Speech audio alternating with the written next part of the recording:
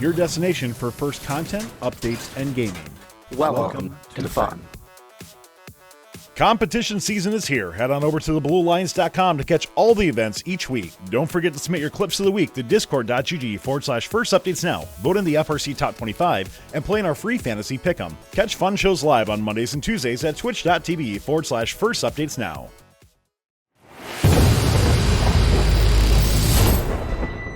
Hello, everybody. Welcome to the first FRC Pick'em Weekly show for week 1 and then previewing week 2. I am PJ. On with me is Tyler. It's MC Big T to you, man. Oh, sorry. This is PJ the OG and MC Big T. Those are our fantasy names, you know, because this is fantasy. Yeah. So you got to represent your team, and so here we are to talk about all things FRC Pick'em. We'll be recapping events from last week, going and looking into what's going forward next week. For those who don't know or who are looking and trying to figure it out, the Pick'em, it's based on the sort of daily fantasy sports leagues you see popping up. You probably see commercials for them all over the time. They're got some powerful advertising budgets out there. But basically we choose 3 events of the week. Every week, different teams are assigned different dollar values. You have a budget of $200. You can spend that $200 any way you want on those teams. Whoever earns the most points based on the district point system at the end of the competition wins. PJ, it wasn't you, by the way. I don't think you won. Oh, no, I did not. I most certainly did not win, and I don't. I did not break over 20th on anything. Oh, really? Yeah. Wow. I believe I was like, yeah. Take his advice. Take it all. So. Yeah. Oh no. Yeah. Definitely. I know what I'm talking about. Obviously, with my super high scoring, but no, it was interesting. I just bouncing off that because I've been doing season long fantasy first for years, and I tried to convert that into pick'em knowledge, which did not quite translate. As I know, some of my other people who have done the season long fantasy first who then did this pick'em were in similar situations of those are not the same numbers and they don't act the same way, which is interesting. It makes it a fun challenge and a fun way to do it. I just need to, hopefully for week 2, I have adjusted my thinking enough to not embarrass myself again.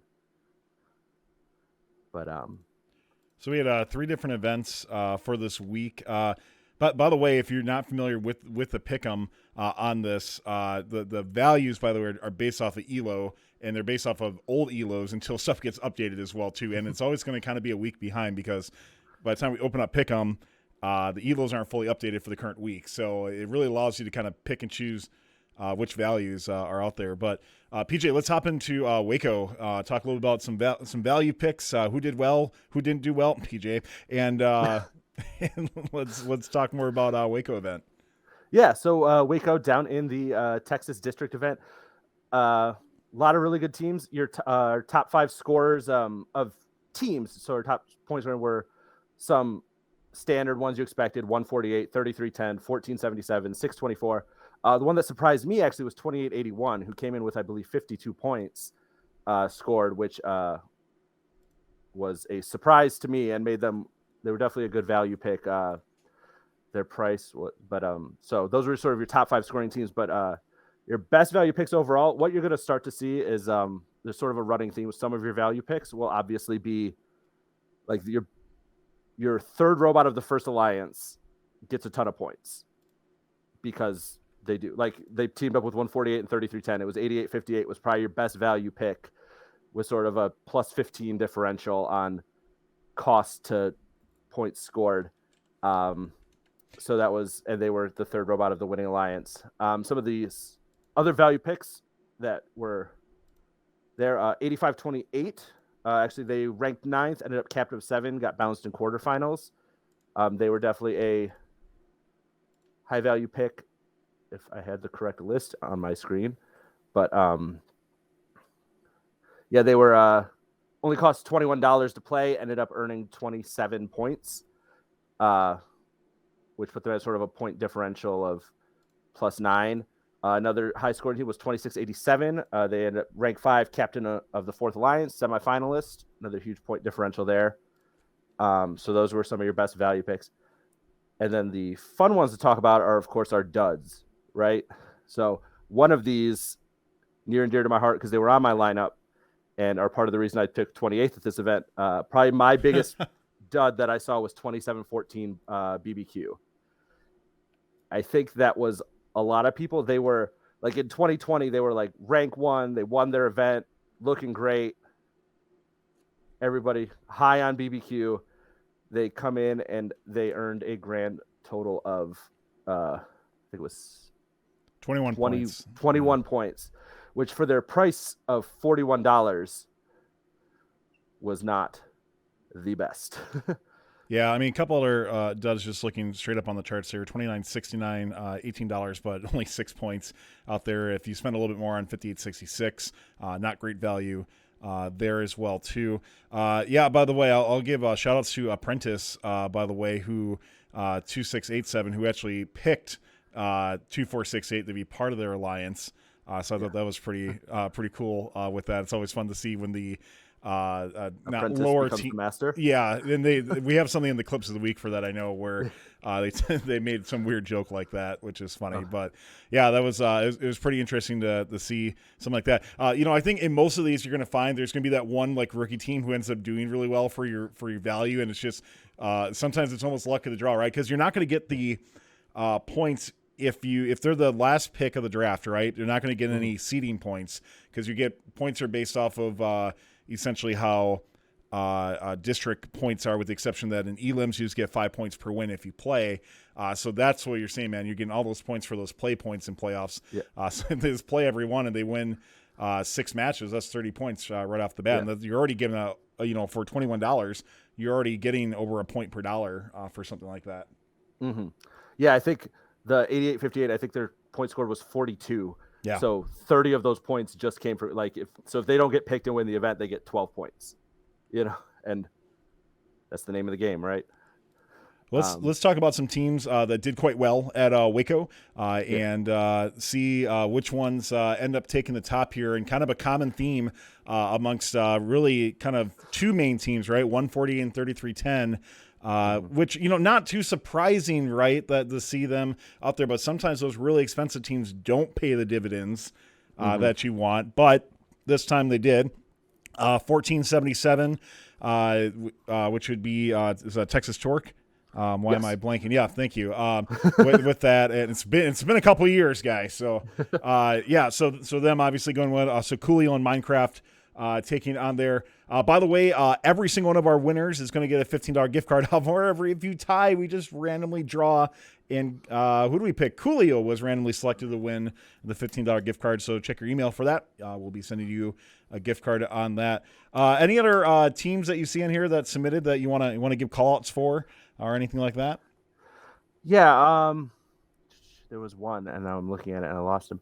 But yeah, no, there was just if you want to scroll way down, you'll find me at 28. But oh, you're at 20. Oh, PJ's pick. There's also PJ's exclamation point too. Yeah, so that is not me. Oh, okay. I wish it was because they look a little better than me. But but yeah, no. So you see, I fell into I strayed away from 3310 because I didn't want to spend the money, and I went with the cheaper barbecue option, and that was wrong, incorrect. And we learn and we live.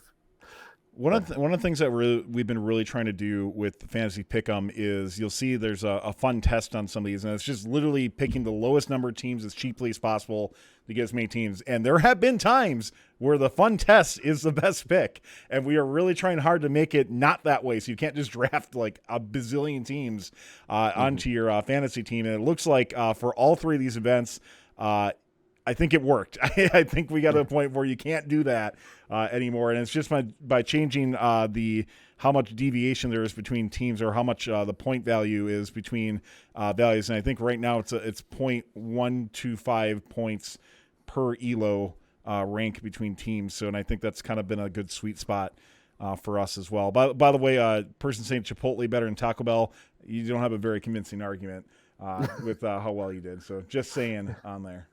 If you want to put an opinion in your team name, you gotta back it up, right? But and we'll give the shout out to Egg, like you tried hard. This should get the consolation prize of nothing. Yeah. But And let us know if you're watching live in chat and you did submit. I don't want to call it like first names or anything like that. People are playing with their fantasy names. We want to be respectful of that. But if you want to let us know what your fantasy name was, how you did, and critique yourself, you can do that. I know Jeff was asking for critiques on there, and I forget what his team name was. I'll try to look it up unless he wants to post in there. But we're more than willing. If you want us to critique you and have some fun with that, we will definitely do that. So I think you just put in chat. Were you Egg, Jeff? Because that's oh my. that's that's for context. In case anybody's curious, Jeff is from Texas. This is his home district, and he's an SLF player, isn't he? Yeah, he's an SLFF person. So. All these pro strats that y'all think you bringing in here not doing too well for you on that. So man, last place, dude. Like this needs to be like how British Premier League works. We got to demote you down. I just want to point out, second to last, by the way, was Michael Ray, who is he's the drive coach and a fun host for 6800, who won the Dripping Springs event. So. Yeah. He was focusing on the other Texas event. He didn't. Speaking about other events, let's hop into our next one here. I think Granite State is the next one we're going to cover. Yep, sounds good. That's what I have next on my list. Granite State up in New England. Our highest scores for individual teams, we had 7407 was our number one scorer, 6328, 95, 3467, 131 were kind of your top 5 point scoring teams. Some of your best value picks included 8724, the rookie. They were actually ranked 8th. Captain of the Fifth Alliance ended up in the semifinals. Great value for your money. And then actually 7407 ranked as a pretty high value pick. They had like a +5 differential, which I just missed them, if I'm being honest, when I was looking and I was making my Granite State picks.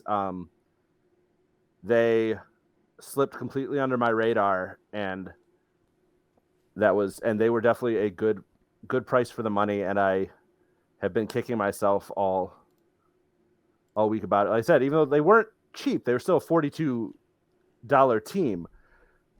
They were, rank 1, event winner, all that fun stuff, and it's not like it came out of nowhere. Their pedigree does support that. Yeah.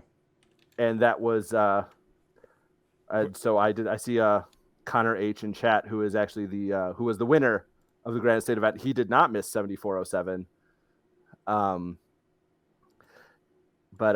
then some of our duds from Granite State included teams like 501, 3566, just underperformed. My biggest one, once again, a team I picked ended up on my dud list, was Team 88, TJ Squared. Yeah. I looked at them, they were 2020. They ranked 4 at their event, won the event, like Robot Award. They've been good for a while. I was high on, I was like, yeah. And they were one of the more expensive teams at the event. I can't remember if they were 1 or 2. They were tied for the most expensive team at the event, I believe. They were $52. I mean, we got to see them play at week 0, right? So, I think a lot of people were feeling pretty good about them after that. They weren't the best team at week 0 by any means like that, but looking at their potential improvements, for their value, you're right, expensive team, no doubt at 52. I want to go back real quick. 7407 wired board. For being such a young team to be as expensive as they were at the event is pretty impressive in the first place. To have your ELO at that, but we did get to see 7407. I just put it up. They an Open Alliance team. We got to see them come on there. 6328 Open Alliance team as well too on there. But yeah, they were looking really impressive going in. I saw a lot of videos that they posted going into the event. I have to admit though, at $42, I don't think I would have taken them either. Going into the event, definitely have to rethink that. I think 6328, I would have definitely taken it at $42. To me, that seemed like a pretty good value pick out there. What about, are there a couple other value picks like before this started that you're like, hey, this is a team I really think is at a good money line to take? What one that I thought was going to be and they turned out to be, or just that I thought was going to be? Oh, that you thought was going to be. Okay, because I'd rather hear about your failures, PJ. So okay. I actually, who was it? I'm looking at my list. I have to relook at my lineup. Yeah. When I was looking at it, I thought 1058 was PVC Pirates. Yeah. I thought they were going to be a better value. They were $39, which isn't like cheap by any means, but like that's. I mean, it's up. It's past the top half, right? So Yeah. I mean, your most expensive team of this event was only $52, which is pretty low for many. So 39 is definitely up there. I agree. PVC Pirates, a team I think you would have hoped a little bit more out of for something like that. Yeah.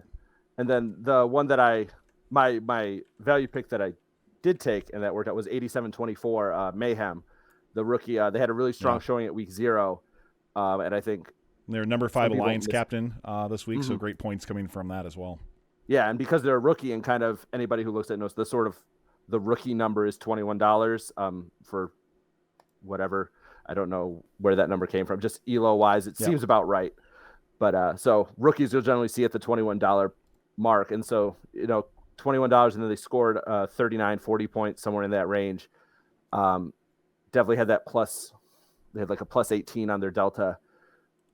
Or their worth rank. So they were definitely a value pick that worked out.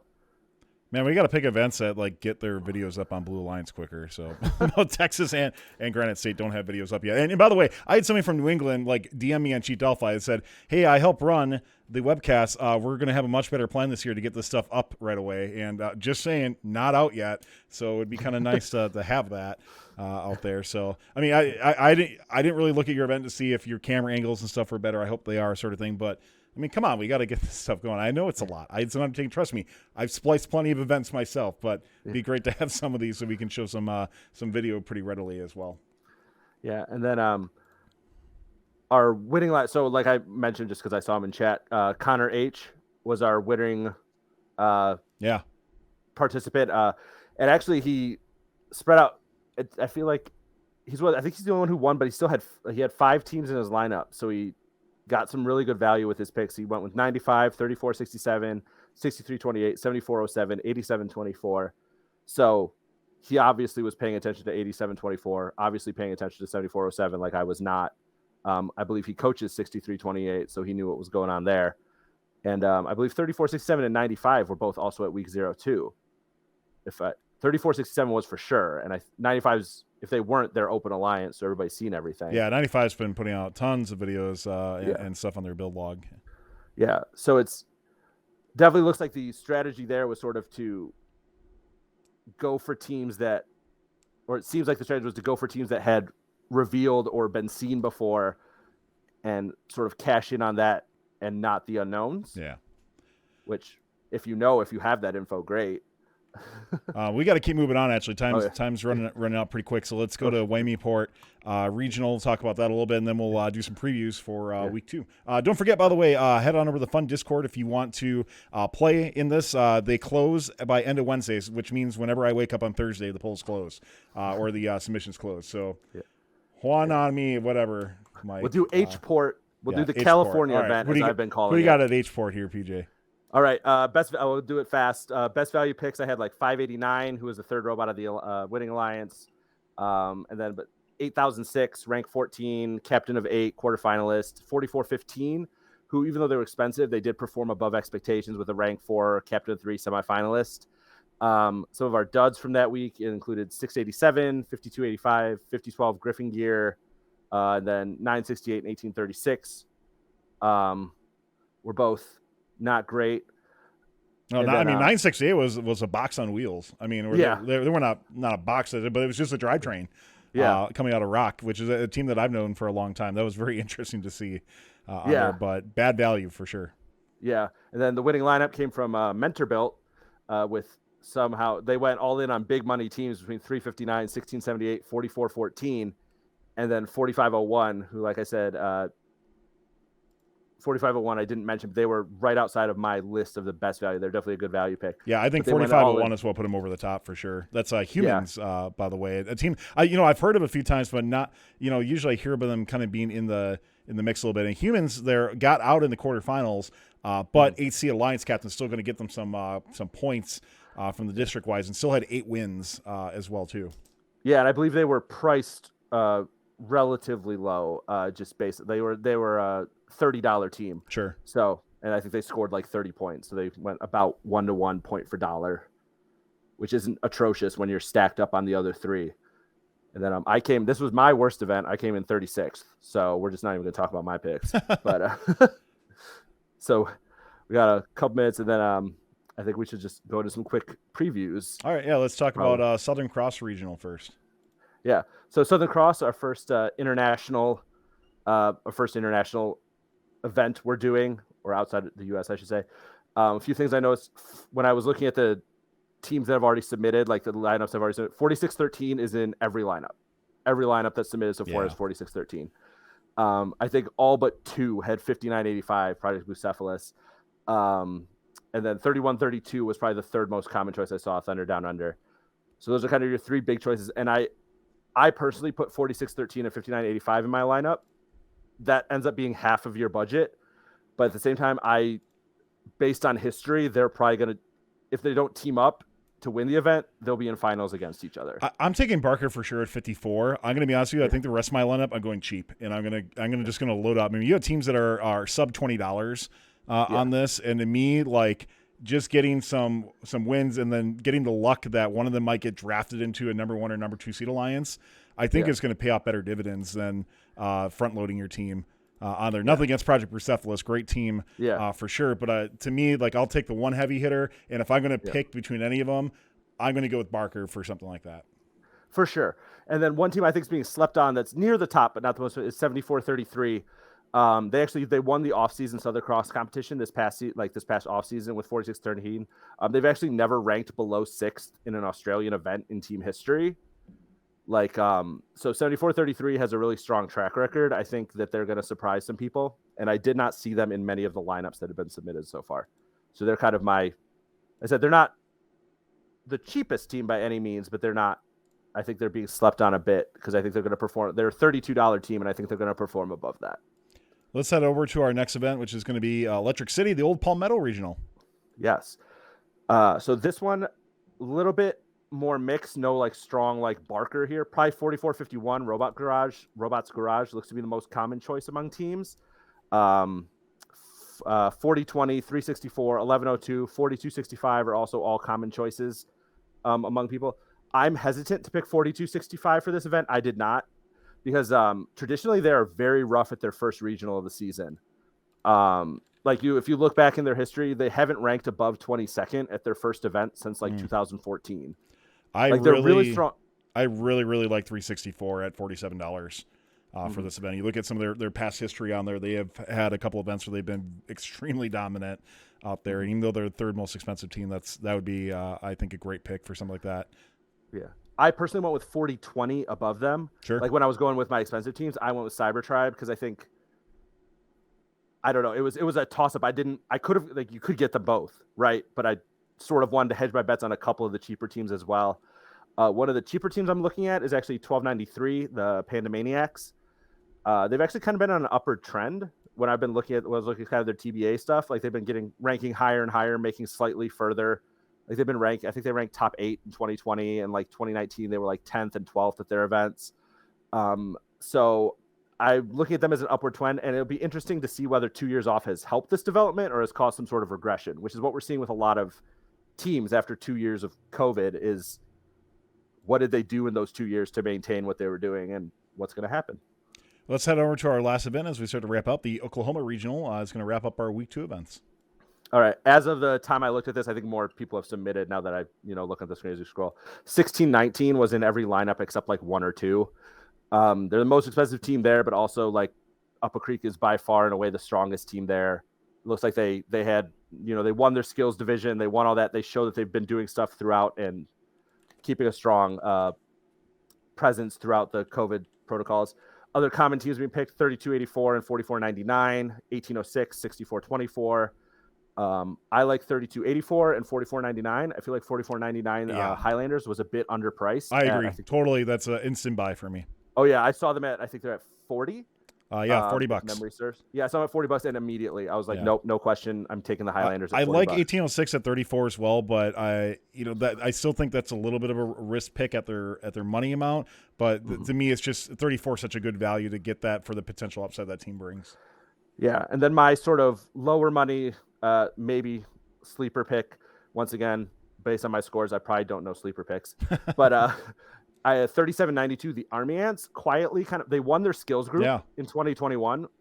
quietly, they appear to have some pictures of their robot. Haven't seen video. Appear to have a traversal climb on their robot. I think they could surprise some people because it looks like they may be starting to swing up or do some development with technology that may.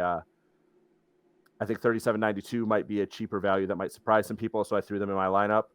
I also included, I think it's $88.71, the Midnight Ostrich Runners rookie team, but it looks like they've got a ton of sponsorships, which shows that they're a rookie that's been going out and like doing the work. That's so I fair, think that they might be able to come in and surprise some people. So that's a gut feeling on them, and I like their name, so why not? And I had $21 to spend.